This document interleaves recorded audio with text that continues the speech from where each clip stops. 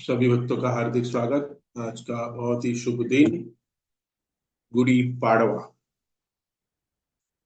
तो हमारे लिए नया साल, चैत्र मास की अमावस्या। तो इसको उगाड़ी भी कहते हैं, गुड़ी पाड़वा भी कहते हैं, महाराष्ट्र में, साउथ में उगाड़ी कहते हैं। और आज के दिन बहुत बहुत सुंदर महोत्सव मनाया जाता है। अ, गुड़ी लगाते हैं और अलग अलग हमारे ऐश्वर्य, हमारे सौंदर्य, हमारे स्वास्थ्य के विषय में अलग अलग वस्तुओं से हम उसको कहते हैं प्रस्तावना, हम कहते हैं कि उसको दर्शाते हैं। तो बहुत ही शुभ दिन है, हम आप देखते हैं। लेकिन अगर हम टेक्निकली देखे जाए कि इसी के आज के ही दिन हम जानते हैं कि इस ब्रह्मा जी ने युग का, ये जो हमारा सृष्टि की, ब्रह्मा ने इस जड़ जगत में सृष्टि का प्रारंभ, तो कहते हैं आज के दिन ही हुआ है, अच्छा दिन है। Very good, very nice. But मेरे लॉजिक से हिसाब से देखे, so this is not a very auspicious day. क्यों? क्योंकि जीव जो है वो सनातन काल से इस संसार में भ्रमण कर रहा है। और उस भ्रमण करने के पश्चात भी वो कुछ भी अपने जीवन में ऐसी कोई भगवान के प्रीति जागृत हो, ऐसा कोई भी कार्य नहीं करता। तो अगर वो ऐसे कार्य करने के लिए, भगवान की भक्ति के लिए अ, कोई भी कार्य ऐसे दिन प्रेरणा स्रोत प्रेरणा नहीं लेता और अगर वो नहीं करता, तो इस उत्सव को मनाया गया श्रम एव ही केवलम, no use if there is no. आज हम देखेंगे इस कथा में, आगे भी श्लोकों में हम पढ़ेंगे कैसे नारद मुनि ऐसे जीवों के ऊपर दया है जो जो सकाम कर्मों में लगे हुए हैं। So considering this this auspicious gudi to put, हमारे घर में लगाना, ये एक सकाम कर्म हो सकता है या अकर्म भी हो सकता है। तो किस किस चेतना से हम करें उसके ऊपर। अगर ये गुड़ी लगाते हुए हम हरे कृष्ण महामंत्र का जप कर रहे हैं, भागवतम पढ़ रहे हैं पूरे दिन, और आज जो छुट्टी है, कुछ कुछ लोगों को छुट्टी है, जैसे आई होप बैंक हॉलीडे आज, बैंक तो हॉलीडे होगी आज, तो कुछ कुछ लोगों को छुट्टी है, तो छुट्टी का अगर हम जो समय है वो भगवान की आराधना में ज्यादा लगाएं, तो ही इस फेस्टिवल को मनाने का हमें पूर्ण लाभ मिलता है, जिससे हम इस मनुष्य देह से हम ऊपर उठ के नश्वर देह से हम शाश्वत देह प्राप्त कर सकते हैं। आज का जो जो विषय है और सुंदर अनुवाद लिखते हैं, जैसे कि आज के दिन तो कोई खाता है नहीं, जो खाने वाले हैं वो भी आज अवॉइड करते हैं। हाँ, आज जो खाने वाली प्रजा है वो भी आज के दिन अवॉइड करती है। तो ये सारे पशु तुम्हारे मरने की प्रतीक्षा कर रहे हैं, जिससे वे उन पर किए गए आघातों का बदला ले सके। तुम्हारी मृत्यु के बाद वे अत्यंत क्रोधपूर्वक तुम्हारे शरीर को लोहे के अपने सिंगों से बेध डाले। तो तो ये पुरंजन की कथा नारद मुनि प्रचेता या इनको प्राचीन गौरी को बता रहे हैं। तो जैसे प्रचेतास है, उनको शिव जी ने अ, उनको ये दिए, तो उपदेश दिया, मंत्र का उच्चारण करने के लिए उनको उसको प्रेरणा दी। और हमने देखा पिछले अध्याय में कि कैसे कैसे प्राचीन बरी ने अपने पुत्र प्रचेतास को तपस्या में संलग्न होने के लिए कहा, बिफोर द मैरिज। इस संसार में और ज्यादा आप उत्पत्ति करो, प्रचेतास, उसको कहते हैं प्रोड्यूस करना। तो उनको कहा प्रोड्यूस करने के पहले आपको कुछ तपस्या, कुछ रूल्स एंड रेगुलेशन को फॉलो करने के लिए आपको वन में जाना चाहिए। और हम देखते हैं कि कैसे वन में उनको शिव जी प्राप्त हुए, शिव जी का दर्शन प्राप्त हुआ, शिव जी ने उनको भगवान की आराधना करने के प्रोसेस में उनको जोड़ा मंत्र देके। तो गृहस्थ आश्रम में जाने के पहले हमें कोई शुभ कार्य करना होता है। तो प्रचेतस तपस्या करने गए और पानी के अंदर 10,000 वर्ष तक तपस्या की, और शिव जी ने उनको उपदेश दिया था। तो यहाँ पे अभी नारद मुनि, अभी ये बेटे तो तपस्या में लगे हुए हैं, तो पिता क्या करेगा? तो देखा नारद मुनि ने कि पिता तो सकाम कर्मों में लगा हुआ है, बच्चों का तो उद्धार होने वाला है। लेकिन शिवजी ने कहा भाई मैंने इनको इतना बड़ा लेक्चर दिया, लेकिन उनका बाप देखो क्या कर रहा है। तो बोलता अभी मैंने इनको प्रचार किया, मेरा टर्न हो गया, अभी नारद मुनि को कहते अभी तुम जाओ, पिताजी को समझाने के लिए तुम जाओ। तो राजा प्राचीन वरिष्ठ वो बहुत ज्यादा कर्म कांडों में फंस गए थे, बहुत सारे यज्ञ कर रहे थे। यज्ञ मतलब अश्वमेध यज्ञ इत्यादि, जिसमें पशुओं की हत्या होती।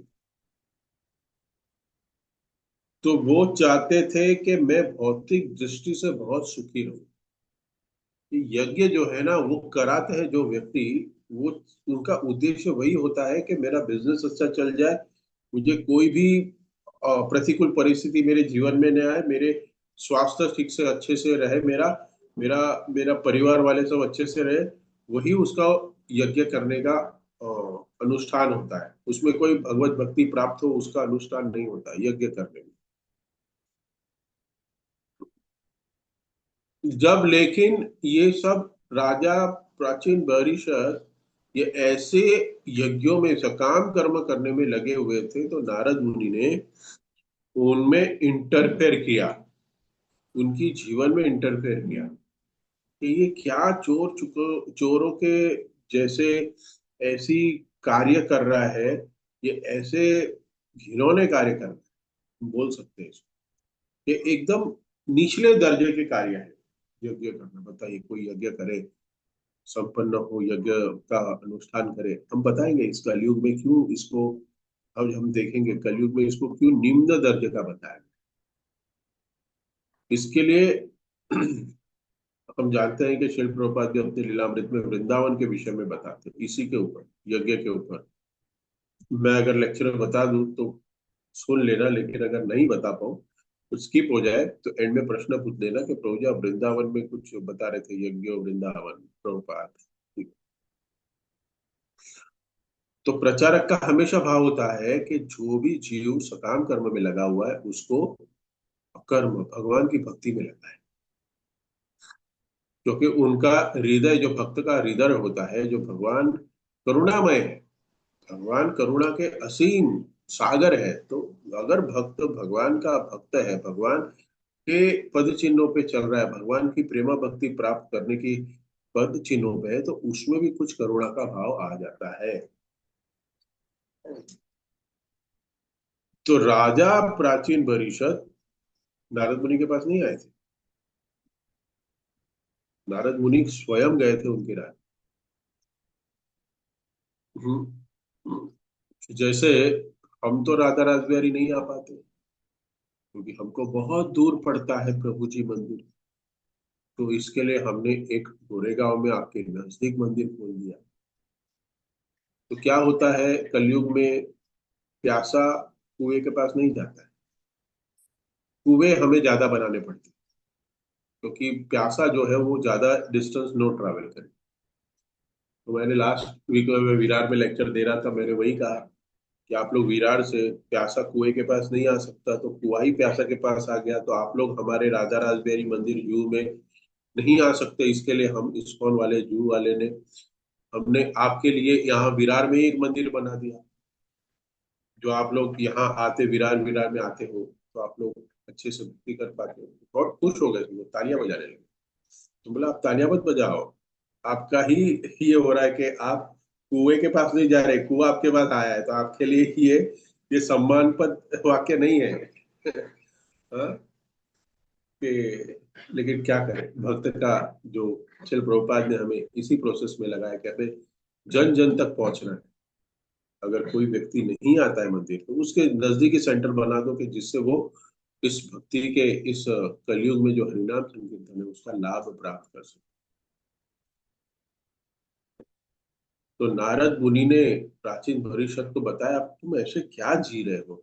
हाँ, तुम ऐसे जीवन क्यों ऐसे जीवन में इतने अलग अलग प्रकार के यज्ञ क्यों कर रहे हो? नारद मुनि ने उनसे कहा कि इस सकाम कर्मों के द्वारा आप कौन सी इच्छा पूर्ण करने में लगे हो? करेक्ट, हमने पिछले अध्याय पिछले श्लोकों में पढ़ा कि नहीं? कौन सी इच्छा है आपकी? जीवन का मूल उद्देश्य तो सब कष्टों से छुटकारा पाना और सुख भोगना है। तो कोई कह सकता है प्राचीन, अरे यही तो मैं करने की कोशिश कर रहा हूँ। लेकिन ये जो सुख प्राप्त करना और दुखों का निवारण, मतलब कष्ट पद स्थिति से हमें छुटकारा पाना है, तो नारद मुनि कहते हैं ये दोनों तो सकाम कर्मों से नहीं होगा। तुम थोड़ा कुछ गलत प्रोसेस में लगे हो।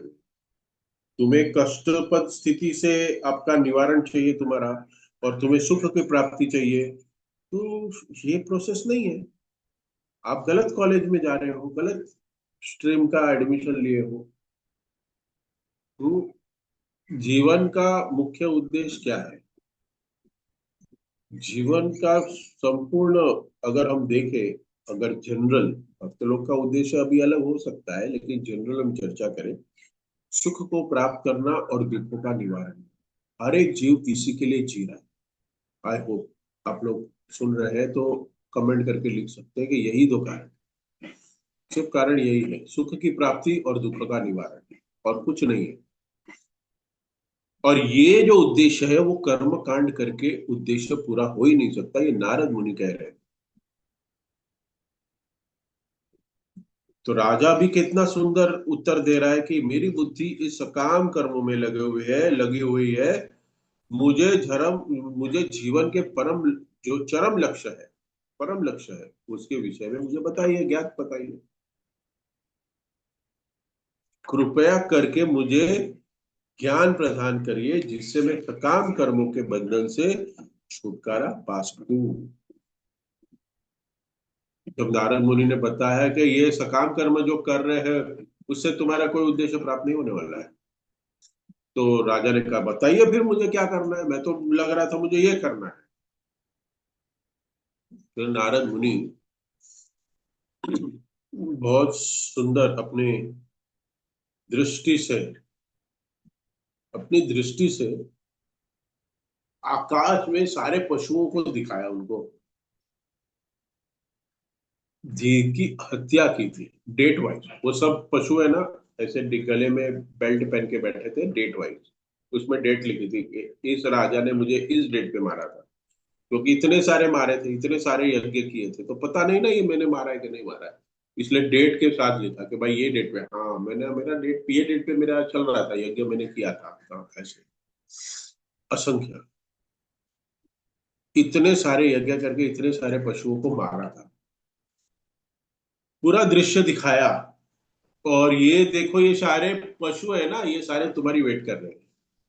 हाँ, कहते हैं कि प्रतीक्षन्ते, स्मरंतो, स्मरंतो वैशम तवा।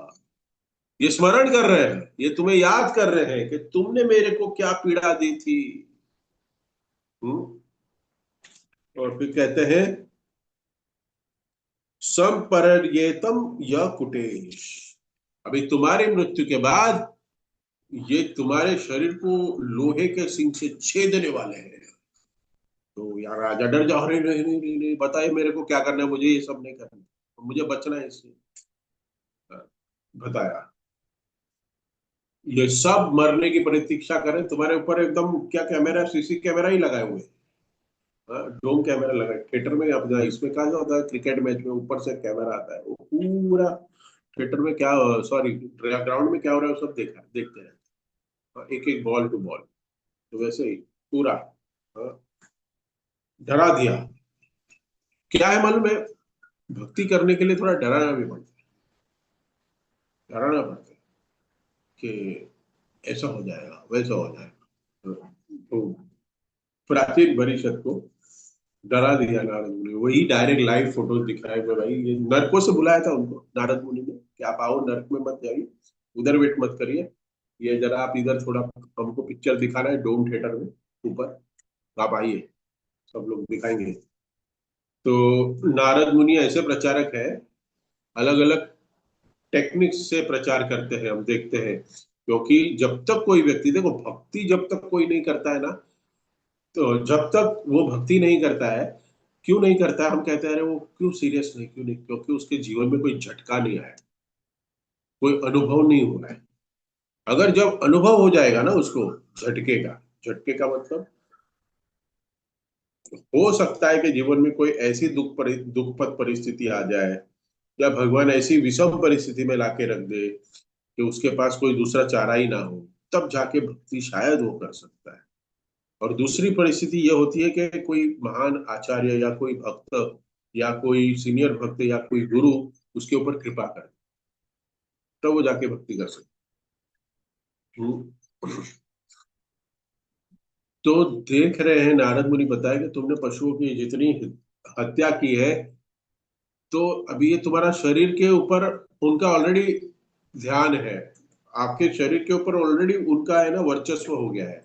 तो शिल प्रभुपाद यहाँ बता रहे हैं कि नारद मुनि का उद्देश्य राजा प्राचीन परिषद का ध्यान यज्ञों में होने वाले अत्याधिक पशुवध के अत्याचार की ओर आक्रोश करना था। इतना अत्याचार मत करो, क्या लाभ होगा तुम।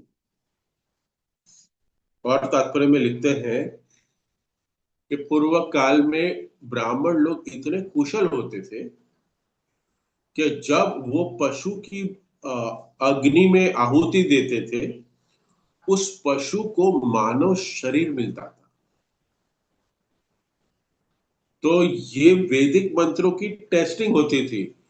अगर कोई ब्राह्मण को सही ढंग से वैदिक मंत्रों का उच्चारण करने आ रहा है, कर सकता है, तो क्या होता है, एक मशीन बन जाती थी, यहां से पशु को डालते थे, वहां पे मनुष्य निकलता था। हाँ? इसका मतलब ब्राह्मण भी ठीक है, और वैदिक मंत्रों का उच्चारण भी ठीक है, और और जो यज्ञ में जो सामग्री भी यूज हुई है, वो सारी कैसी है, शुद्ध है। यहां से क्या डाला हमने, पशु को डाला, और वहां से कौन निकला, मनुष्य। ऐसी मशीन आपको चाहिए। बचपन में ना, बहुत बचपन में एकदम छोटा था, शायद तीसरी चौथी में होगा, एक कादर खान और शक्ति कपूर की मूवी थी। तो कल मैं पढ़ रहा था ना वो मूवी को, मुझे याद आ गया, बेटा नंबरी बाप 10 नंबरी, ऐसा कुछ तो एक मूवी का नाम था, कादर खान और शक्ति कपूर। तो वो उसमें है ना, एक मशीन बनाते हैं, गन्ने की जो मशीन हम देखते हैं ना, गन्ने का जूस पीते हैं जो हम देखते हैं, वैसी एक मशीन होती है, वो एक किसी व्यक्ति को वो उल्लू बनाते हैं कि नोट छापने की मशीन। तो यहाँ से पेपर डालो, वहां से 100 का नोट निकलेगा, और पेपर छापने की मशीन। तो वैसे ही मैं सोच रहा था कि यहाँ पे पशु डालेंगे और वहां से मनुष्य निकलेगा। हाँ, ऐसे यज्ञ की मशीन। हाँ, लेकिन ऐसे यज्ञ करने में बहुत बहुत डेंजर क्या है, मतलब थोड़ी सी त्रुटि हो गई ना, थोड़ी सी मंत्र उच्चारण में त्रुटि हो गई, कोई भी ब्राह्मण अशुद्ध बैठा हुआ है वहां पे, या फिर कोई भी उच्चारण में त्रुटि हो गई, वह और कह सकते हैं कि मंत्र उच्चारण में त्रुटि हो गई, अशुद्धता हो गई, तो ये पशु की बलि तो चढ़ जाएगी, लेकिन मनुष्य नहीं, जीव मिलेगा उसको, मनुष्य शरीर नहीं मिलेगा उस जीव को। तो अगर क्या होगा, तो उस राजा ने जिनको सारी अरेंजमेंट कराई गई, ब्राह्मण के कुछ तो भी त्रुटियों के वजह से, लेकिन अरेंजमेंट किसने की थी, राजा ने बुलाया था इनविटेशन। तो इसका पाप किसको लगेगा, इसका पाप लगेगा राजा को भी। जैसे यहाँ पे हमने अंत में क्या देखा, 6 व्यक्ति हैं ऐसे। हाँ, 6 व्यक्ति हैं जो मांस काटता है, ट्रांसपोर्ट करता है, परमिशन देता है, हाँ, पकाता है, खाता है, सब लोग उसके अंदर सबको भागीदार बनना पड़ता है।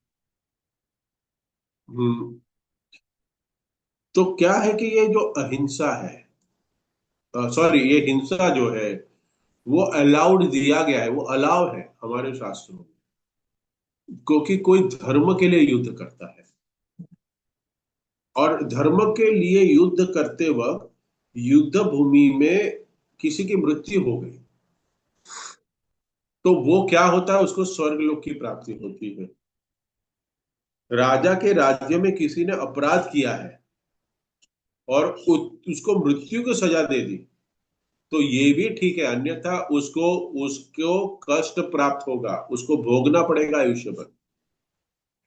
और किसी को अच्छा ब्राह्मण है, सही ब्राह्मण का ब्राह्मण है और वैदिक उच्चारण कर रहा है वो, और पशु, और अगर वो वैदिक मंत्रों के उच्चारण से पशु की बलि दे रहा है और उसको मनुष्य देह मिल रहा है, तो ये भी अलाउड है।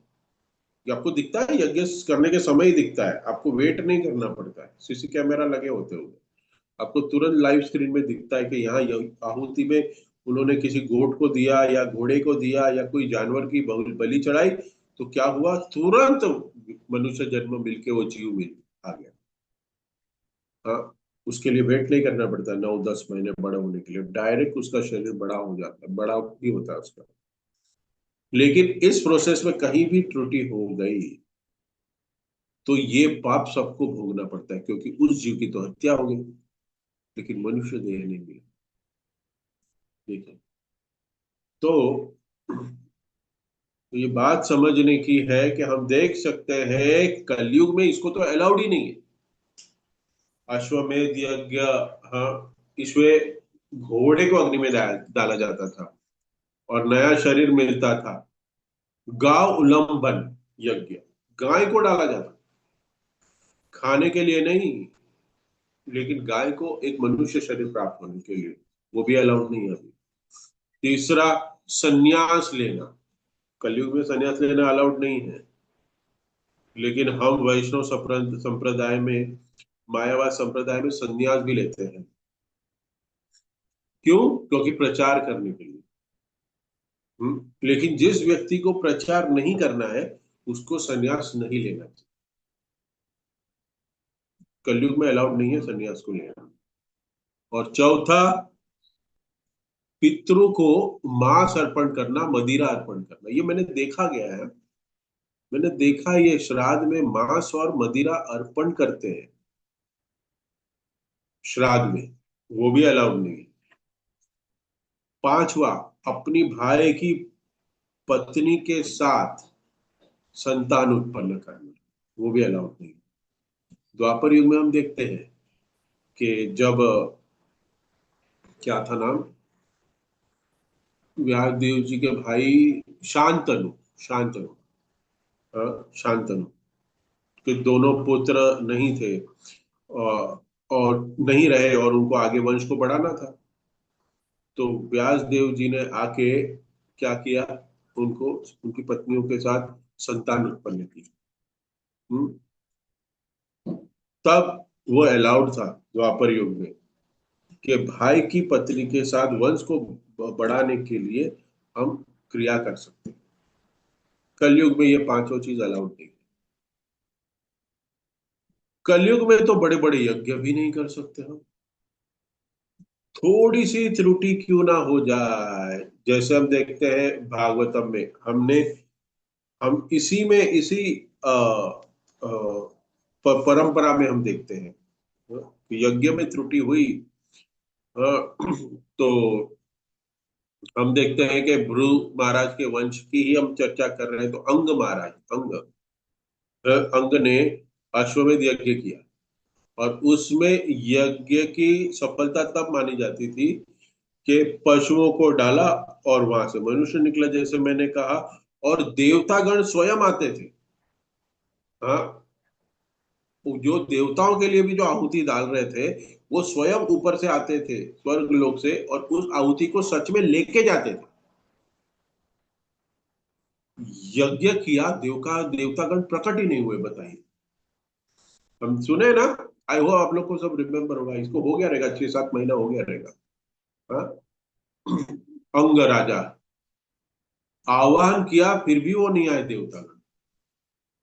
देवता आए नहीं, तो राजा अंग बड़े उदास हो गए। और भक्तों ने कहा, जहां पे ब्राह्मण था वो सारे अपने लैपटॉप खोल के बैठे हैं और बोला कि ये उच्चारण तो सब हमने बरोबर किए हैं। हाँ, सारे नोट्स निकाले उन्होंने, बोले सारी सामग्री भी शुद्ध है, सब कुछ ठीक हुआ है, लेकिन फिर भी देवता क्यों आए नहीं, क्यों उनका उनका विमान आया नहीं? क्या कुछ युद्ध हो रहा था ईरान का? हाँ, क्यों आए नहीं? हाँ, सारी फ्लाइटें बंद हो गई है उनकी, उड़ानें बंद है, एटीएस ने ऑर्डर दिया है, नो फ्लाई जोन। हाँ, क्या हो गया था? क्या हो गया है? तो ब्राह्मणों ने स्मरण किया, देखिए क्यों, क्योंकि यहाँ पे दोष किस पे आएगा? देवता आए नहीं, तो बोलते कुछ तो भी प्रॉब्लम है, पैसा तो मैंने बरोबर दिया है, आप लोग ने जो मांगा वो। अंग कह रहे हैं, देवता आए क्यों नहीं खाने के लिए, उनका भोग लेने के लिए क्यों नहीं आए? तो फिर ब्राह्मणों ने अपनी तपोबल से अपने तपोबल से अंग राजा के जीवन की गाथा देखी। तो देख रहे हैं कि अंग राजा ने इस इस जन्म में अपने मन से भी पाप नहीं किया है। तो कंफ्यूज हो गए कि भाई अंग राजा ने मन में भी, फिजिकली पाप करना एक मन में पाप होता है। आई होप आप लोग समझ गए, मन में पाप करना, किसी को गाली देना और किसी को मन में गाली देना, तो मन में गाली देना भी पाप लगता है। तो अंग राजा ने, ब्राह्मण कहते हैं कि मन में भी किसी के प्रति द्वेष और ईर्ष्या नहीं रखी है अंग राजा ने, फिर भी क्यों नहीं आए देवता? सुनेगा ठीक से, आप लोग को तो याद होगा शायद। तो यज्ञशाला में तो भगवान विष्णु को स्मरण करो, और भगवान विष्णु प्रकट होंगे, देवता भी आ जाएंगे, इसी इसी उद्देश्य से अंगराजा ने किया था। हम्म, तो हम देख रहे हैं कि क्यों नहीं आए। बताया जाता है कि ऐसे प्रकार के यज्ञों के लिए, मैं आगे बताता हूँ, इस प्रकार के यज्ञ करने के लिए 4 प्रकार के ब्राह्मणों का होना जरूरी है, जबकि ये बहुत ऑर्गेनाइज तरीके से करना पड़ता है। 4 प्रकार के ब्राह्मण होते हैं, आपको लिखना है तो लिख सकते हैं। एक तो वो ब्राह्मण होता है जो यज्ञ में आहुति डालता है, उसको कहते हैं होत्र ब्राह्मण। एक होता है जो मंत्रों का उच्चारण करता है, उसको कहते हैं उद्गार ब्राह्मण, उद्गार। और एक तीसरा जो होता है वो अग्नि को जलाता है, और ये अग्नि है ना, बिना माचिस की तीली से जलानी होती है। माचिस की तीली से तो कोई भी जला देता है, लेकिन ये सिर्फ मंत्र उच्चारण से अग्नि को प्रकट करना होता है। तो इसको कहते हैं अधवर्यु ब्राह्मण, जो इतना एक्सपर्ट है कि वो मंत्रों के उच्चारण से कहीं भी आग लगा सकता है। तो कहीं भी आग लगाना उसका धर्म नहीं है, उसका सिर्फ धर्म यही है कि उसको यज्ञ में अग्नि जलाना। उसका धर्म यही है। अगर उसका धर्म से पद भ्रष्ट हो जाएगा तो फिर वो अग्नि जला ही नहीं सकता।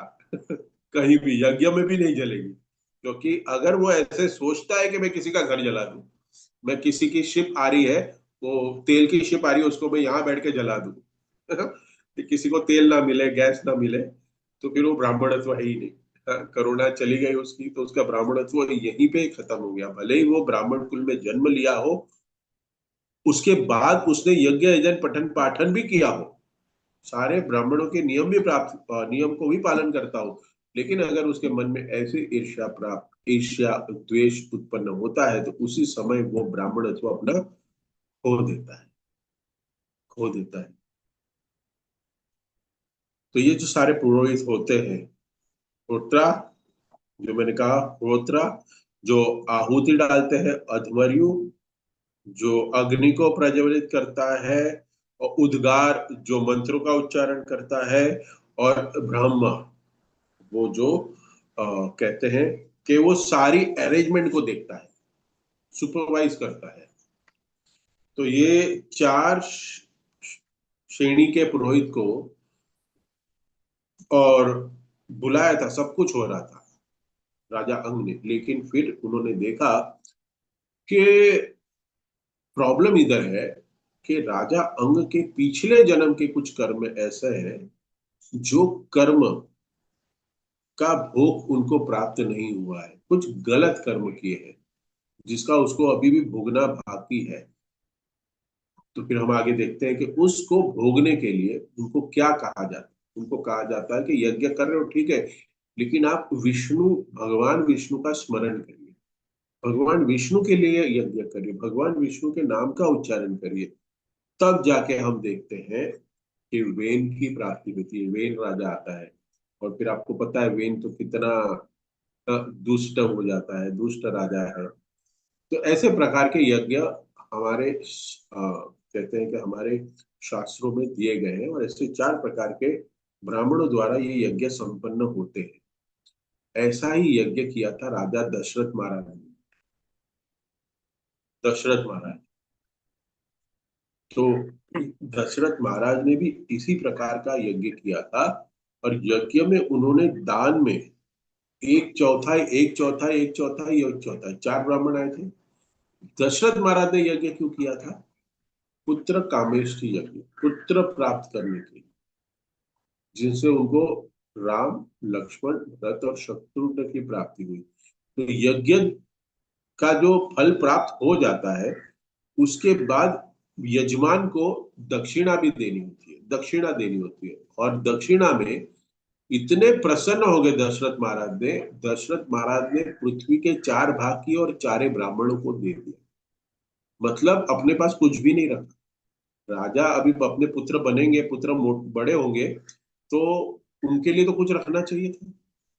उन्होंने, दशरथ महाराज ने कुछ भी नहीं दिया, रखा, जीरो, सब कुछ दे दिया 4 ब्राह्मणों को, जिन्होंने पुत्र कामेष्टि यज्ञ किया था। पूरे पृथ्वी का राजा दशरथ महाराज ने ब्राह्मणों को बांट दिया, अपने लिए कुछ भी नहीं रखा।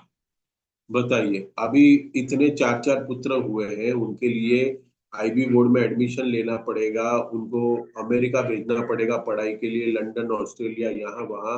उनके मेडिकल एक्सपेंस, उनकी बहुओं के लिए गहने खरीदने पड़ेंगे, डायमंड नेकलेस खरीदने पड़ेंगे, चांदी इतनी महंगी हो रही है। हाँ, क्या करे प्रभु जी। यहाँ दशरथ महाराज सब कुछ, कुछ भी नहीं रखा अपने पास। बताइए, अभी क्षत्रिय ने तो दे दिया, क्या दे दिया? दान दे दिया। अभी ब्राह्मणों का टेस्टिंग हो रहा है यहाँ पे। रामायण में आता है अभी ब्राह्मण का क्या कर्तव्य है। क्षत्रिय ने अपना कर्तव्य कर दिया, इतना खुश हो गया, उसने सब कुछ दे दिया ब्राह्मणों को। क्या दे दिया? सब कुछ दे दिया। तो ब्राह्मणों का क्या चरित्र है? ब्राह्मण कहते हैं हमको ये क्या करना है, हमको ये सब क्या चाहिए। हमको तो एक छोटी सी कुटिया चाहिए भजन करने के लिए, उसमें लाइट भी नहीं चाहिए, उसमें एसी भी नहीं चाहिए। हमें तो एक छोटी सी 10 बाय 10 की कुटिया चाहिए, हमको ये सब नहीं चाहिए। ब्राह्मणों का गुण ऐसा नहीं था कि दाश ऐसा नहीं था कि दशरथ महाराज ने सोचा ही था कि ब्राह्मण तो ऐसा स्वीकार करेंगे नहीं, देने में क्या जाता है, मैं अपना बड़प्पन ले लूं। वो तो लेंगे ही नहीं। हाँ, तो लेकिन मैं तो अपना नाम बड़ा कर दूं कि राजा दे रहे थे लेकिन इन्होंने नहीं लिया। लेकिन पता था कि ये लेने ही वाले नहीं है। इसलिए दे रहे थे, ऐसा नहीं था भाव उनका। चलो वापिस तो कर ही देंगे, देने में क्या जाता है, वापस मेरे ही पास आने वाला है। लेकिन रामायण के पन्नों में लिखा तो जाएगा, हाँ, मेरा नाम सुनहरे अक्षरों में। नहीं, ऐसा भाव नहीं था। उन्होंने पूरे हृदय से दिया, लीजिए लीजिए। और ब्राह्मण ने बोला कि हम नहीं रखेंगे, हम नहीं रखेंगे। तो क्या बोला कि ठीक है, आप लोग ये नहीं लेना चाहते हो ना, तो ठीक है, मैं आपको लाखों लाखों गायें दान देता हूँ। सोना भी दान दिया दशरथ महाराज, दान में दिया। तो ब्राह्मण क्या कह रहे हैं कि हमको चाहिए नहीं इतना सारा, आप इतना दे ही रहे हो। और क्योंकि दशरथ महाराज बहुत खुश हो गए, दे ही नहीं, देने के लिए बहुत लालायित है। तो वो सारे ब्राह्मण वशिष्ठ मुनि के पास चले गए और वहां जाके वो सब कुछ वशिष्ठ मुनि को दे दिया। अभी बताए वशिष्ठ मुनि किसके गुरु है? दशरथ महाराज की। हाँ। और वशिष्ठ मुनि ने कहा उनकी प्रॉपर्टी है, वो किसकी प्रॉपर्टी हो गई? दशरथ महाराज की हो गई। करेक्ट। हम ये इस विज्ञान को जानते ही नहीं। हाँ, हम इस विज्ञान को जानते ही नहीं कि हम जितना देते हैं उतना ही भगवान हमें रिटर्न में देते हैं। वो हम इस विज्ञान को समझ ही नहीं पाए अभी, समझ ही नहीं पाए। हम्म। तो कहते हैं कि ऐसे लीलाओं, ऐसे यज्ञों को करने के लिए शुद्ध यजमान भी चाहिए, दशरथ महाराज जैसे प्योर कॉन्शियसनेस देने के भाव का। ब्राह्मण भी चाहिए, इस चार प्रकार के ब्राह्मण जो भी शुद्ध हो। और ऑर्गेनाइजर भी चाहिए कोई अच्छे से। और सारे वैदिक मंत्रों का उच्चारण करने वाले ब्राह्मण जो हमने चर्चा की। तब जाके यज्ञ का फल किसी को प्राप्त होता है। देवतागण भी तब के प्रकट होते हैं, तब जाके ये यज्ञ पूरा संपन्न होता है। तो ये सारे सारे सेक्रीफाइस में कितने सारे फैक्टर डिपेंड है। ये कलयुग में ये पॉसिबल ही नहीं।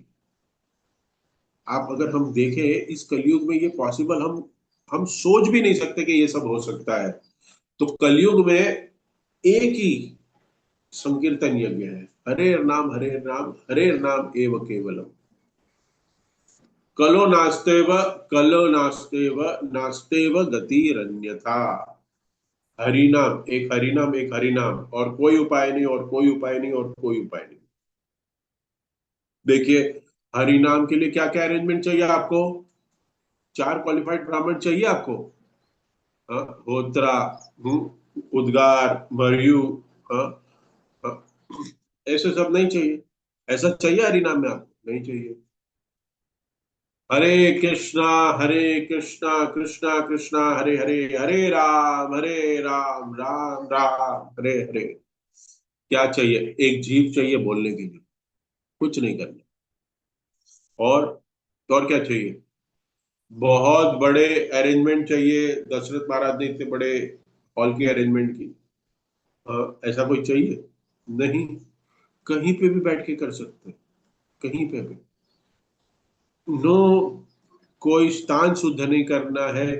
कुछ भी जहां करेंगे वो ओ पवित्र पवित्र वा। हाँ? सर्वस्व गतो पीवा, हम पढ़ते हैं शास्त्रों में। हाँ, कि जहां हम भगवान पुंडरीक का स्मरण करते हैं वो स्थान क्या हो जाता है? वो स्थान मुची होता है, वो सूची हो जाता है। अपवित्र स्थान को पवित्र क्या करता है? हरिनाम करता है, पवित्र कर देता है। हम्म। कहीं पे जाके आपने भगवान का स्मरण कर लिया ना। देखिए, हम अमेरिका में देखते हैं टॉम्स्किन स्क्वायर पार्क में हरे कृष्णा ट्री है ना, उसमें लिखा हुआ है। कुछ भक्त लोग गए होंगे, हरे कृष्णा ट्री लिखा हुआ है। वो हमारे लिए क्या है? वो हमारे लिए एक तीर्थ स्थान है। क्योंकि यहाँ पे हमारा संकीर्तन आंदोलन शुरू हुआ। चैतन्य महाप्रभु की वाणी जो थी, पृथ्वी अथे नगर आदि गाम सर्वत्र प्रचार हो हमारा नाम। हाँ, वो एक आएगा पार्षद मेरा। तो भक्ति विनोद ठाकुर ने कहा था कि एक आएंगे, चैतन्य महाप्रभु ने कहा तो एक आएगा। हाँ, messenger of God, messenger of Krishna आएंगे और वो प्रचार करेंगे पूरे विश्व में। तो वो हरे कृष्णा ट्री पे लिखा हुआ है, वो हरे कृष्णा ट्री उस प्लेस दिखी हुई है। वहां पे भक्त लोग जाते हैं और प्रणाम करते हैं, वहां जाके जप भी करते हैं। हाँ, और भक्त लोग कहते भी है कि प्रभु जी उधर है ना, बहुत अलग ही वाइब्रेशन है। क्यों? क्योंकि सारे भक्तों ने वहां हरिनाम किया है और करते भी अभी भी। तो हरिनाम करने से स्थान क्या हो जाता है? पवित्र हो जाता है। एक प्रसिद्ध हमारे जू मंदिर की एक स्टोरी है। एक, तो हमने देखते हैं कि जू में प्रभुपाद ने बहुत संघर्ष किया है, करेक्ट, और हम भी अभी जाके बहुत संघर्ष कर रहे हैं, करेक्ट ना? अभी भी हम कर रहे हैं संघर्ष, कर रहे हैं। अभी तो कोई संघर्ष नहीं। हाँ, सब एसी हॉल है, प्रसाद टाइम पे मिल रहा है, सब कुछ, कोई संघर्ष ही नहीं है। हाँ, कुछ हो सकता है, तो ये पार्किंग नहीं मिलती है, वो बहुत बड़ा संघर्ष है। हाँ, अंदर पार्किंग नहीं मिलती, कुछ और करिए। अरे वो संघर्ष ही नहीं है। उस समय सारे विदेशी भक्त थे, हम जानते हैं। और मिस्टर एन नायर, उनकी पत्नी कोई ना कोई साजिश करते रहती थी। भक्तों को फंसाने के लिए। उन्होंने काला जादू भी किया है भक्तों के ऊपर। ये शिल प्रभुपाद डिसअपियरेंस होने के बाद, मंदिर खुलने के बाद की मैं बता रहा हूँ कथा।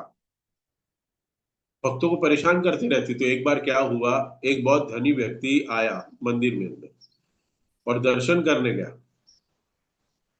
और वो जब वापस आया, उसके नए नए जूते गायब हो गए। जूते गायब हो गए। आई होप आप लोग के भी गायब हुए हो जूते। इनफैक्ट किसी ने एक सीनियर भक्त ने मुझे बताया है कि मंदिर में जूते गायब होना, it's called as a auspicious sign. इसका मतलब ये नहीं कि आप उधर रख दो और फिर भूल के आ जाओ, बट इट्स कॉल्ड ऑस्पिशियस। ऐसा एक सीनियर भक्त ने कहा। तब मैं सोच रहा था ऐसे क्यों कहा होगा। तो उन्होंने इस प्रचार के लिए क्या कहा होगा कि कोई भक्त को बुरा ना लग जाए कि मेरे जूते चोरी हो रहे हैं और वो आना बंद ना हो जाए मंदिर में, कि यार मंदिर में जूते चोरी हो। आज तो ऐसी सिस्टम हो गई है हर एक मंदिरों में, ये जूते गायब नहीं होते। आई होप आपके साथ किसी का ऐसे साथ ऐसा एक्सपीरियंस न हुआ। हम्म। तो जूते चुरा लिए थे और जूते चुराने वाला वो पकड़ में आ गया। तो अभी इस जूते चुराने वाले व्यक्ति से क्या करना चाहिए। तो उसकी बहुत पिटाई हुई। पहले जमाने में ना बहुत पब्लिक सारी पिटाई करने लगती थी। आजकल थोड़ी सिविलाइज हो गई है, वो पुलिस के पास लेके जाती है और किसी के पास टाइम ही नहीं है दूसरे के मैटर में पढ़ने के लिए। दूसरा तो ये, तो पहले सब लोग मिलके मारने में मजा आती थी, सबको मारना चालू कर देते थे। तो मारना शुरू कर दिया उस व्यक्ति को, और टेम्पल के सामने ना बहुत सारी झोपड़ियां थी। तो सारे झोपड़ी वाले इकट्ठे हो गए, और ये जो मारामारी थी वो एक दंगे में फैल गई। और ये टेम्पल के गेट में बहुत बड़ी आर्ग्यूमेंट्स और बहुत बड़ा झगड़ा हो रहा है। उस समय मंदिर के कमांडर थे महाबुद्धि प्रभु, अमेरिकन। एक तो मंदिर में ऑलरेडी सब फॉरेनर डिवोटी, सारे फॉरेनर, कोई इंडियन नहीं। और महाबुद्धि प्रभु जो टेम्पल कमांडर थे वो भी फॉरेनर, और वो बाहर आए और कह रहे क्या हुआ क्या हुआ। तो उन्होंने कहा चलो गेट पे मत तमाशा करो, चलो अंदर आके बात करो, अंदर आके बात करेंगे।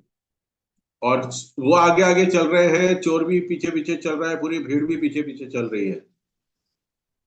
और एक जोर से आवाज आती है। ऐसा आवाज आता है कि जैसे कोई ऊपर से नारियल गिरता है ना, तब आवाज कैसा आता है जमीन पे, वैसा एक आवाज आता है। तो मुड़ के देखा महाबुद्धि प्रभु ने, तो देखा तो क्या हुआ, जिस व्यक्ति ने चोरी की थी उसका सर लोहे के सलिए से किसी ने मारा है और उसका सर फट गया है। सर फट गया, खून खून हो गया।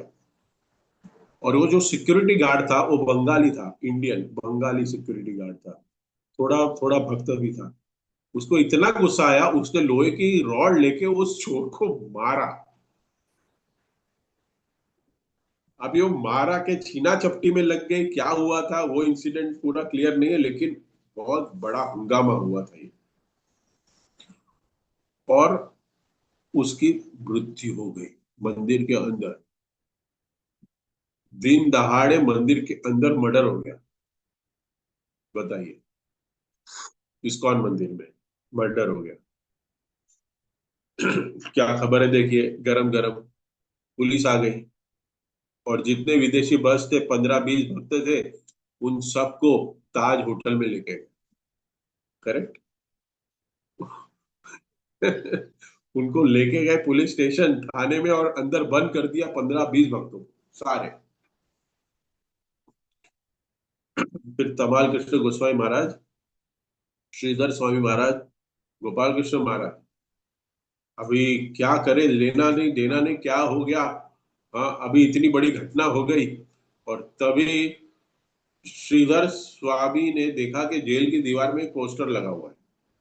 पोस्टर फटा हुआ है, उसमें शब्द लिखा हुआ है। उसमें एक प्रभुपाद जी के शिष्य थे, उसी में अमोघ लीला प्रभु भी थे। अभी वाले हमारे अमोघ लीला नहीं सेलिब्रिटी, पहले अमोघ लीला शिल प्रभुपाद के तो उसमें लिखा है कीर्तन, लिखा हुआ है पोस्टर पे, ऐसे थोड़ा सा फटा हुआ है लेकिन कीर्तन दिख रहा है। तो श्रीधर महाराज ने देखा कि यहाँ पे कीर्तन होना चाहिए जेल के अंदर, जहां डाला उनको कारागृह में। दोपहर का टाइम था, कीर्तन शुरू कर दिया। तो एक भक्त ने कहा राजभोग आरती का समय हो गया है। तो एक भक्त उस परफेक्ट पोस्टर के सामने, ऑल्टर के सामने आके उसको ऑल्टर बना दिया, मतलब वो ऑल्टर बना दिया, दीवार के पास जो पोस्टर फटा हुआ है उसको ऑल्टर बना दिया, और वो आरती कर रहा है। वो आरती हाथ घुमा रहा है, आरती हाथ में नहीं है, हाथ में नहीं है, मानस। और वहां पे कीर्तन हो रहा है, हरे कृष्णा कृष्णा कृष्णा हरे हरे, हरे राम राम राम हरे हरे। देखिए, पुलिस लोग कह रहे हैं कि इतने परेशान होने चाहिए इन लोग अंदर जेल के अंदर क्या कर रहे हैं? कीर्तन कर रहे हैं, वो आरती कर रहा है, और नाच भी रहे। कुछ भक्त लोग कीर्तन कर रहे, कुछ भक्त लोग नाच रहे और एक आरती कर रहा है। बताइए, जेल के अंदर कितने इंटेंसिटी के साथ कर रहे थे। पूरा वातावरण उधर दिव्य हो गया। ये हरिनाम की महिमा है, हरिनाम का यज्ञ है ये, हरिनाम यज्ञ है। तो पुलिस वाले ने वो जेल को खोला। हाँ, जेल खोली उसने, और जेल खोली। और सबसे बड़ी बात क्या थी, ये जो भक्त लोग आए थे ना, ये भक्त लोग चप्पल पहन के नहीं आए थे। उनको ऐसे ही पकड़ के गाड़ी में बिठा दिया था और अंदर डाल दिया, तो वो अपने आश्रम में चप्पल लेने नहीं गए थे। तो ये सब चप्पल निकाल के अंदर कीर्तन कर रहे थे, आरती कर रहे थे, नाच रहे थे। तो ये जो सारे पुलिस वाले हैं, उन्होंने जेल खोली, चप्पल निकाल के, अपने शूज निकाल के, वो भी अंदर जाके नाचने लगे। ऐसा इफेक्ट हो गया। हाँ, और सब लोग वो भी कीर्तन करने लगे जेल के अंदर, सारे पुलिस वाले। ऐसा इफेक्ट आप सोचिए, ये हरिनाम की महिमा है। कोई यज्ञ किया उन्होंने, कोई ब्राह्मण ने, कुछ नहीं। और क्या है, 12:30 बजे तो भगवान तो भोग खाएंगे ना। तो भोग भगवान खाएंगे, उसके बाद भोग भोग राजभोग की प्लेट तो भगवान भी खाएंगे, भक्त भी खाएंगे। प्रसाद का समय हो गया, तो लंच का समय हो गया, तो अभी क्या खाना चाहिए, तो बोलते हम देते हैं आपको। तो ये बोलता हम तो ये खाएंगे नहीं, हम तो प्रसाद खाएंगे। प्रसाद कहाँ से आएगा, तो मंदिर से मंगवाओ। तो 15 लोगों का प्रसाद भेजना चाहिए था, मंदिर ने 50 लोगों का भेजा प्रसाद, जेल के अंदर। सब लोग पुलिस वाले खाए, सब भक्त लोग खाए, प्रसाद खाए। शाम का समय हो गया, संध्या आरती हुई, प्रसाद आया वापस। सुबह मंगला आरती, पूरा मॉर्निंग प्रोग्राम, इवनिंग प्रोग्राम, पूरा शेड्यूल सारे भक्त लोग जेल के अंदर कर रहे थे। हम जैसे भक्त लोग घर के अंदर भी नहीं कर पा रहे। वो जेल में कर रहे हैं, किधर कर रहे हैं, जेल में। और धीरे धीरे करके क्या हुआ, ऐसा सा माहौल देखा। पुलिस वाले कहते हैं ये तो इतने अच्छे भक्त लोग हैं, ये इतने सारे भगवान के प्रेमी हैं, इनके ऊपर मुकदमा करके कुछ फायदा नहीं। किसने मारा था उसको रखो। तो किसने मारा था, उस सिक्योरिटी, बंगाली सिक्योरिटी, इंडियन था, उसका रखा। और उसके साथ साथ जो टेम्पल कमांडर थे उनको भी रखा, महाबुद्धि प्रभु। वो दो लोग को, दूसरे सबको छोड़ दिया। महाबुद्धि प्रभु टेम्पल कमांडर और वो सिक्योरिटी गार्ड बंगाली जो था, उनको रखा। वो दोनों कर दिए। लेकिन इन दोनों ने, महाबुद्धि प्रभु, टेम्पल कमांडर और सिक्योरिटी प्रोग्राम कंटिन्यू किया। बाकी तो सब छूट गए, लेकिन ये दोनों जेल के अंदर थे। उन्होंने मॉर्निंग प्रोग्राम, इवनिंग प्रोग्राम सब कुछ किया। 16 माला जप करना, मंगला आरती करना, भागवतम करना, सब कुछ। महाबुद्धि प्रभु सारे पुलिस वालों को भागवतम देते थे, जितना ज्ञान उनको है उतना। महाबुद्धि प्रभु इंग्लिश फॉरेनर थे, तो इंग्लिश में बोलते थे, करेक्ट। तो उनको तो ट्रांस हिंदी आती नहीं थी ज्यादा। सिक्योरिटी गार्ड बंगाली था, उसको थोड़ी बहुत इंग्लिश आती थी। तो जो थोड़ी बहुत इंग्लिश समझता था उसको ट्रांसलेट करके वो हिंदी में बोलता था पुलिस वालों को।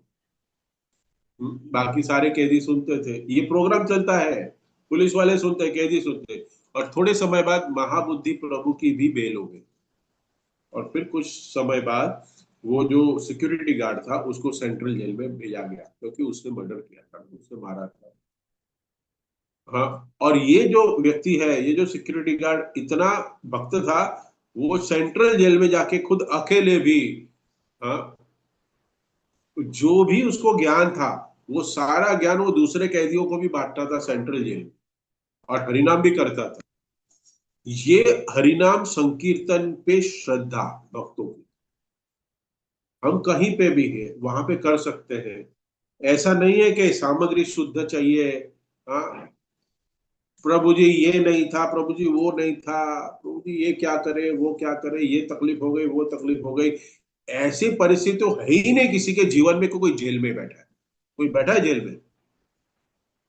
हाँ, जेल में बैठा है कोई? नहीं, दिख तो नहीं रहा है। सब लोग अपने घर में ही, सुंदर घर में बैठे हैं सब लोग। एसी भी चालू होगा, पंखा भी चालू होगा। हाँ। हरे कृष्णा कृष्णा कृष्णा हरे हरे, हरे राम राम राम हरे हरे। तो देश काल पात्र स्थान का कोई प्रभाव नहीं, कुछ नहीं। कोई उच्च श्रेणी के ब्राह्मण भी नहीं चाहिए, कुछ नहीं चाहिए। प्रभुपाद ने आंदोलन आंदोलन कैसे शुरू किया? हिप्पियों से। घोर तमोगुण में थे उन लोग, और उनको शुद्ध किया। उन सबको शुद्ध किया। एलएसडी, चरस, गांजा, व्यभिचार, क्या क्या नहीं करते थे।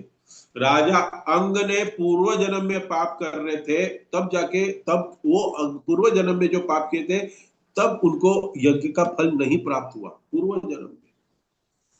और यहाँ पे हम एक हरिनाम लेते हैं। हाँ। और इतना पापों का क्षय कर सकता है, हमें हम गणना भी नहीं कर सकते। हरिनाम का इतना प्रभाव है। कोई बड़ा ऑर्गेनाइजेशन चाहिए जब करने के लिए? नहीं। हरिनाम से पशु जैसी वृत्ति वाला व्यक्ति एक मनुष्य बन जाता है ना। ये हरिनाम का महत्व है। इसलिए कृष्णदास कविराज कहते हैं चैतन्य चरितामृत में, बहुत सुंदर श्लोक है, ध्यान से सुनिएगा। कशकोटि अश्वमेध यज्ञ एक हरिनाम सम, सेई माने पाखंडी सहे, दंडे मारे यम। करोड़ों करोड़ों अश्वमेध करने के बाद एक हरिनाम के बरोबर है। करोड़ों करोड़ों अश्वमेध किया तो वो एक हरिनाम के बरोबर है। करेक्ट। एक अश्वमेध यज्ञ करने में लाखों करोड़ों रुपए लगते हैं, और ऐसे करोड़ों अश्वमेध यज्ञ जब कोई करता है, वो एक हरिनाम के तुल्य है। ऐसे करोड़ों अश्वमेध एक तरफ और एक हरिनाम एक तरफ। एक हरिनाम, एक महामंत्र। अगर कोई ऐसा मानता है, सुनिएगा, और आपके जमीन निकल जाएगी और सरप्राइज हो जाओगे। अभी ये चेहरा तो दिख रहा है, बहुत सरप्राइजिंग है, लेकिन और सरप्राइज अभी सेकंड लाइन है। अगर कोई ऐसा बोलता है तो वो बहुत बड़ा पाखंडी है, उसको यमराज डंडे मारते हैं। अगर कोई कहता है कि 1 करोड़, करोड़ों करोड़ों अश्वमेध यज्ञ करने का जो फल है वो एक बार हरिनाम लेने का फल है, जो ऐसा व्यक्ति बोलता है उसको यमराज डंडे से मारते हैं। अरे प्रभु जी क्या बोल रहे हैं, कुछ समझ नहीं आ रहा है, गलत श्लोक बोल रहे हैं आप। हाँ? क्यों भाई? कोई हरिनाम की महिमा गा रहा है कि करोड़ों अश्वमेध यज्ञ करने के फल में आपको एक हरिनाम का फल मिलता है, किसी ने ऐसे बोल दिया तो उसको यमराज दंडा मारेगा? ऐसे कैसे हो सकता है? क्यों? क्योंकि कहते हैं कि हरिनाम दिव्य है, इस संसार का है ही नहीं। कोटि अश्वयद यज्ञ या खरबों अश्वमेध यज्ञ, ये सब कुछ संसार तक रहेगा। हाँ, ज्यादातर आपको स्वर्ग तक लेके जाएगा वो। लेकिन हरिनाम जो है गोलोकेर प्रेम धन है। हरिनाम संकीर्तन ये यहाँ का प्रोडक्ट है ही नहीं। ये जो हरे कृष्ण महामंत्र है ना, ये प्राकृत जगत का नहीं है। इस बात को समझिए। ये गोलोकेर प्रेमधन है, स्वयं चैतन्य महाप्रभु वहां से लेके आके हमें ये प्रोडक्ट बेच रहे हैं। आपने यमराज क्यों मारेंगे उसको? कि जो प्रोडक्ट इस धराधाम का है ही नहीं, भौतिक जगत का है ही नहीं, उसकी तुलना आपने इस भौतिक जगत के साथ की कैसे? समझ में आया अभी? ये हरिनाम की महिमा है। करोड़ों करोड़ों अश्वमेध का करने का जो फल है, वो एक बार हरे कृष्ण महामंत्र के साथ भी कंपेयर करने के लिए चैतन्य महाप्रभु ने निंदा की है ऐसे भक्त की। बताइए। इसके लिए हमें इसमें बहुत, हमारे हरिनाम में बहुत आसक्ति से जप करना चाहिए, अटेंटिवली जप करना चाहिए, प्रेम से जप करना चाहिए, क्योंकि हमें ये फ्री में मिल गया है। हाँ, फ्री में। देखिए चाइना में लोग हरे कृष्ण महामंत्र कैसे कहते हैं, कैसे बोलते हैं? हरे कितना कितना कितना हरे हरे, हले लामा लामा, हले हले, ऐसे बोलते हैं। भगवान वो भी स्वीकार करते हैं। बोल नहीं पाते कृष्ण उन लोग, राम भी नहीं बोल पाते, लामा बोलते हैं, फिर भी भगवान स्वीकार करते हैं उनका। ये पावर है। हरिनाम के जप में भी तीन अवस्थाएं हैं हमारी: नाम अपराध, नामाभास और शुद्ध नाम। किसी भी अवस्था में हम हरिनाम लेते हैं उसका प्रभाव होता है हमें। हाँ, ये वस्तु शक्ति है, इतना शक्तिशाली है। हमें अपराध पूर्व भी नाम लिया ना तो उसका क्या फल मिलता है हमें? अपराध पूर्व नाम लिया, अगर हमने अपराध पूर्व नाम लिया तो भी हमारी ये जो भौतिक इच्छाएं जितनी भी है इस संसार में भोग भोगने की भौतिक इच्छाएं, वो भी भगवान पूरी करते हैं। मतलब भक्ति का फेलियर क्या है? भक्ति का फेलियर कि भौतिक इच्छाओं के साथ भक्ति कर रहे हैं, या भौतिक इच्छाएं प्राप्त, भौतिक वस्तुएं प्राप्त करने के हरिनाम ले रहे हैं। ये भक्ति की निम्न स्थिति है, अधोगति है, अधोगति स्थिति है। मतलब वो भक्ति का फेलियर भक्त है, भक्ति में फेलियर है वो, क्योंकि उसकी अभी भी भौतिक इच्छाएं जागी रही है, भौतिक इच्छाएं अभी भी है उसकी। ये निम्न स्तर है भक्ति की। लेकिन ये निम्न स्तर में भी उसको क्या प्राप्त हो रहा है? भौतिक इच्छाएं प्राप्त हो रही है। मतलब यज्ञ करने के साथ, अनुष्ठान करने के बाद उसको क्या मिलेगा? तो अब क्या क्या उसको भौतिक इच्छाएं पूर्ण होगी। मतलब जो इच्छाएं यज्ञ करने के बाद हमको प्राप्त होती है वो भक्ति के निम्न स्तर से स्टार्ट होती है, वो प्राप्त हो जाता है आपको। आई होप आप लोग समझ रहे हैं इस बात। जो भक्ति में फेल हो जाए ना, वो वहां पे यज्ञ में उत्तीर्ण हो जाए उसको प्राप्त होता है अपराध युक्त नाम लेने से। जो अश्वमेध यज्ञ करके जो प्राप्त होने वाला है ना, वो अपराध युक्त नाम लेके उसको प्राप्त होता है इस कलयुग में। अपराध युक्त नाम, वो भी आसानी से, लापरवाही से नाम लेने से ये प्राप्त होता है जो अश्वमेध यज्ञ करने से प्राप्त हो रहा है। अगर नामाभास में कोई कर ले भक्ति तो उसके तो सारे पाप समाप्त होते हैं, नामाभास में मोक्ष मिल जाता है उसको, उसको आनंद की प्राप्ति होता है। और अगर शुद्ध नाम ले लिया तो उसको तो कृष्ण प्रेम मिल जाता है, सीधा गोलोक वृंदावन चला जाता है। ये सारा जो है वो यज्ञ यजन करके कोई कोई भी लाभ मिलता नहीं। यही नारद मुनि आगे के श्लोकों में बताएंगे।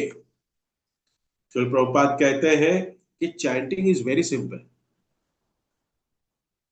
one must practice it very seriously. Chanting is very simple, one must practice it very simple. अभी मैंने हरिनाम की महिमा सुना, इसका मतलब ये नहीं कि जैसे भी हो नाम ले आओ, क्योंकि हमें तो टॉप क्लास पे जाना है ना, फेलियर नहीं बनना है भक्ता में, फेलियर नहीं होना है ना आप लोग को। इसको गंभीरता से लेना चाहिए, गंभीरता से। और अपने आप को सौभाग्यशाली मानना चाहिए कि कलयुग का जो प्रेम धन है वो हमें प्राप्त हुआ है। कितने यज्ञ करने पड़ते, अगर हम सतयुग में आते, द्वापर में आते, त्रेता में आते तो हमें कितने कितने यज्ञ करने पड़ते, कितने पापड़ बेलने पड़ते, तब भी रिजल्ट मिलेगा कि पता नहीं, क्योंकि रिजल्ट तो किसके ऊपर डिपेंड है? ब्राह्मणों के ऊपर, सामग्री के ऊपर, उच्चारण के ऊपर, सब डिपेंड है। इसलिए कहते हैं चैंटिंग इज द, लिख के रखिए, chanting is the easiest, quickest, safest and surest. क्या है? इजिएस्ट, चैंटिंग इजी है ना? नहीं नहीं प्रभु बहुत खर्चा लगता है। इजीएस्ट, अश्वमेध यज्ञ करना कितना मुश्किल है, चैंटिंग करना उतना मुश्किल है नहीं। सेफेस्ट, सेफ है। अगर मंत्रों का थोड़ा सा भी गलत उच्चारण हो गया तो उल्टा रिएक्शन हो जाएगा। लेकिन ऐसा हरिनाम में है नहीं। बाद में सेफेस्ट, क्विकेस्ट। हाँ, क्या करना है आपको? हरे कृष्णा महामंत्र का उच्चारण करना है, हरे कृष्णा कृष्णा कृष्णा हरे हरे, हरे राम राम राम हरे हरे। क्विकेस्ट, तुरंत। हाँ, क्विकेस्ट, प्रत्यक्ष परिणाम मिलता है, तुरंत, तुरंत पाप से नाश करने वाला है। हाँ? हमने किसी से भी नहीं सोचा कुछ वर्ष पहले आप सुबह सुबह हर रोज सुबह 8 बजे भागवतम के लिए जोड़ेंगे आप, आपने सोचा था कभी? इजीएस्ट भी है, क्विकेस्ट भी है, सेफेस्ट भी है। सेफेस्ट, अगर गलती हो भी गई, हाँ कुछ गलती हो भी गए उच्चारण में, तो उसका उल्टा परिणाम नहीं आने वाला है आपको। और श्योरेस्ट, श्योरेस्ट। श्योरेस्ट, आपको फल मिलेगा ही मिलेगा, श्योर। हाँ, क्योंकि हरिनाम में भगवान ने शक्ति डाल दी है कलयुग में, इसलिए इस हरिनाम को उत्साह के साथ लेना चाहिए। और जितने भी कर्म कांड के प्रति हमारा आसक्ति है, भक्ति के आने के बाद भी हम सोचते हैं, भक्त भी ये पीछे लगे हुए, मैं देखता हूं उनको कि यज्ञ तो कराना ही चाहिए प्रभु जी, यज्ञ तो होना ही चाहिए। यज्ञ नहीं होना चाहिए, यज्ञ होता है लेकिन उसके साथ साथ हरिनाम संकीर्तन होना चाहिए, तब यज्ञ का फल मिलता है। आज के युग में हम क्या यज्ञ कर सकते हैं बताइए मेरे को? घी मिलता है नहीं, सी ठीक का। हाँ, कोई कहे 2,500 किलो नहीं 4,000 किलो वाला यज्ञ में डाल रहे हैं, बोलता है इतना महंगा घी डाल रहे हो, यज्ञ में जला रहे हो। खाने के लिए हमें 10 बार सोचना पड़ता है, आप यज्ञ में डाल रहे हो। देसी गाय का शुद्ध देसी घी मिलना मुश्किल है। हाँ? हाँ? कितनी हाइब्रिड गायें हैं, शुद्ध देसी नहीं, शुद्ध देसी घी नहीं है, मुश्किल है। शुद्ध ब्राह्मण मिलना मुश्किल है, सबसे बड़ी वस्तु। शुद्ध सामग्री मिलना मुश्किल है, संभव ही नहीं है। इसलिए मैंने कहा था ना, वृंदावन में टेम्पल ओपनिंग के समय प्रभुपाद ने कहा, मैं पूछने वाला, आप लोग बोला था कि नहीं बोलो तो आप लोग पूछ लेना। वृंदावन में यज्ञ करने के लिए कहा प्रभुपाद ने, बड़े यज्ञ अरेंजमेंट करने के लिए कहा वृंदावन में ओपनिंग के समय। तो भक्तों ने कहा प्रभुपाद ये यज्ञ तो आप ही कहते हैं कि यज्ञ करना नहीं चाहिए, तो कुछ है नहीं फल ने, आपको हरिनाम करना चाहिए, तो हम हरिनाम करते हैं और ओपनिंग कर देते हैं। बोलता नहीं, we have to attract the people, क्योंकि वृंदावन में बहुत सारे संप्रदाय के लोग हैं, उनको पता है कि यज्ञ करना पड़ेगा शुद्धिकरण के लिए, लेकिन उससे शुद्धिकरण नहीं होने वाला है, उससे इंस्टॉलेशन नहीं होने वाला है। इंस्टॉलेशन किससे होगा? हरिनाम से होगा। वो हरिनाम भी करेंगे, लेकिन उनको उनको अट्रैक्ट करने के लिए, उनको सेटिस्फाई करने के लिए हमें यज्ञ भी करना चाहिए। तो वृंदावन में यज्ञ भी कराया, वह यज्ञ भी हुआ, लेकिन यज्ञ के साथ साथ क्या चला? हरिनाम, अखंड हरिनाम चला। वो सबसे लाभदायक होता है। इसके लिए हमारे जितने भी मंदिर ओपनिंग होते हैं, उसमें मंदिर ओपनिंग में यज्ञ होता है, अनुष्ठान भी होता है, सब कुछ होता है, लेकिन वो सेकेंडरी होता है। फर्स्ट संकीर्तन चलते रहता है। संकीर्तन मुझे अभी पता है, मैं पंढरपुर टेम्पल ओपनिंग में गया था। आई थिंक ये बात होगी 2007-8 की होगी। लोकनाथ महाराज जी ने, यज्ञ तो चल रहा था, लेकिन लोकनाथ महाराज जी ने तभी 12 घंटे कीर्तन किया था ओपनिंग में। 12 hours he was sitting in the कीर्तन। भक्त लोग चेंज होते रहते थे, मृदुंगा प्लेयर चेंज होते रहता था, ऑडियंस भी चेंज होते रहती थी, लोकनाथ महाराज एक जगह पे बैठ के 12 घंटे कीर्तन किए। बताइए, हरिनाम संकीर्तन इज मोस्ट इंपॉर्टेंट। इसलिए यही बताएंगे तुम क्या कर रहे हो। ये तो भागवतम हमें जैसे कलयुग के जीवों के लिए है। हम्म, हमें इसका पूर्ण लाभ उठाना चाहिए। हरे कृष्णा। आप सबको धन्यवाद फिर एक बार, गुड़ी पाड़वा की शुभकामनाएं। आई होप मैंने ज्यादा समय ले लिया, लेकिन आज तो छुट्टी है। हरे कृष्णा। किसी कोई हरे भक्त का कृष्ण। कमेंट, टिप्पणी, प्रश्न, करेक्शन, ऑब्जेक्शन कुछ है तो पूछ सकते हैं। हरे